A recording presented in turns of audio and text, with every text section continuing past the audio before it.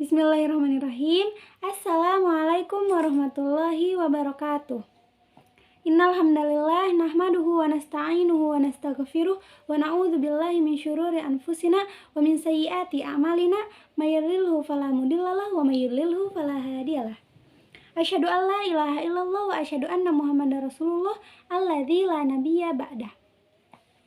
Sebelumnya, perkenalkan nama saya Feni Rufaidah Solihah dengan NIM 1212030044 dari kelas Pendidikan Bahasa Arab 2B.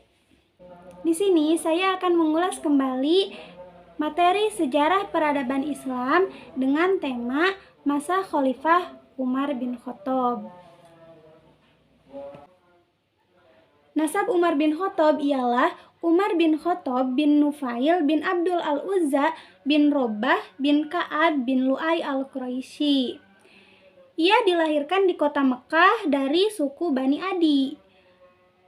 Suku Bani Adi ini merupakan salah satu rumpun dari suku Quraisy yang pada saat itu suku Bani Adi ini adalah suku terbesar di Mekah. Diriwayatkan bahwa Umar menyatakan bahwa aku dilahirkan 4 tahun setelah terjadinya perang Fijar A'zam. Ini berarti 30 tahun sebelum diangkatnya Muhammad SAW sebagai nabi. Menurut Ibnu Asir, Umar dilahirkan pada 13 tahun sesudah kelahiran Nabi, yang artinya Umar lebih muda 13 tahun dari Nabi Muhammad SAW. Ayahnya bernama Khattab bin Nufail al-Smith al-Quraisy. Ibunya bernama Hantamah bin Hashim dari marga Bani Makhzum. Diberikannya gelar Al-Faruq karena Umar dianggap sebagai orang yang bisa memisahkan antara kebenaran dan kebatilan oleh Nabi Muhammad SAW. Ketika Rasulullah diutus, Umar termasuk salah seorang musuh kaum muslimin yang sangat keras sekali. Namun, kemudian ia memeluk ajaran agama Islam dengan penuh teguh hati. Ia pun termasuk ke dalam 40 orang pertama yang masuk Islam. Umar masuk Islam pada tahun ke-5 setelah kenabian, setelah kerisalahan Nabi. Kemudian mengenai pengangkatan Umar menjadi khalifah.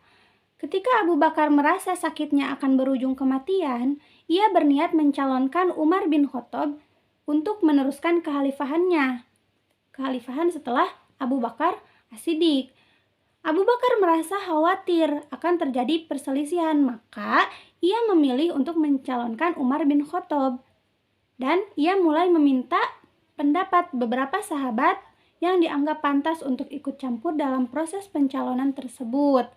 Abu Bakar lantas bermusyawarah dengan Abdurrahman bin Auf, Utsman bin Affan, Said bin Zaid, Usaid bin Hadir, dan lain-lain, baik dari kalangan muhajirin maupun ansor. Setelah berdiskusi dan bertukar pikiran, hampir semua peserta musyawarah sepakat atas pencalonan Umar bin Khattab. Namun sebagian ada yang tidak setuju, karena melihat Umar bin Khattab dengan sosok kepribadiannya yang sangat keras. Akan tetapi pada akhirnya mereka pun setuju setelah mendengarkan berbagai alasan dari Abu Bakar As-Siddiq. Setelah Abu Bakar meninggal dunia, ia dimakamkan di samping makam Rasulullah SAW. Pada hari itu juga, masyarakat berbondong-bondong berbaiat kepada Umar bin Khattab. Pembaiatan ini terjadi pada tanggal 23 Jumadil Akhir tahun 13 Hijriah. Adapun tipe kepemimpinan Umar bin Khattab ada 2, yaitu kepemimpinan karismatik dan demokratis.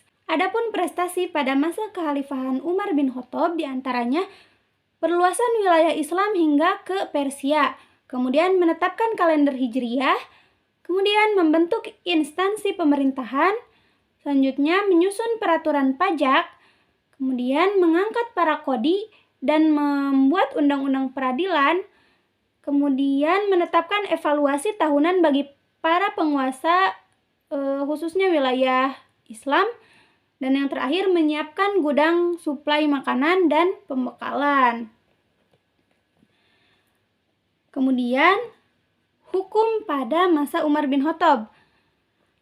Pada saat itu Umar memilih hakim-hakim yang ada untuk disebarluaskan, dan sumber hukum yang diambil oleh para hakim itu diambil dari Al-Quran dan dari ajaran agama lainnya atau hadis, dari Al-Quran dan hadis.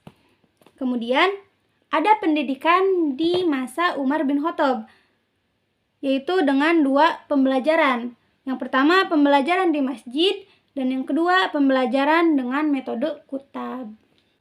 Mungkin hanya sekian yang dapat saya sampaikan. Wallahu muwaffiq ila aqwamit thoriq. Wassalamualaikum warahmatullahi wabarakatuh.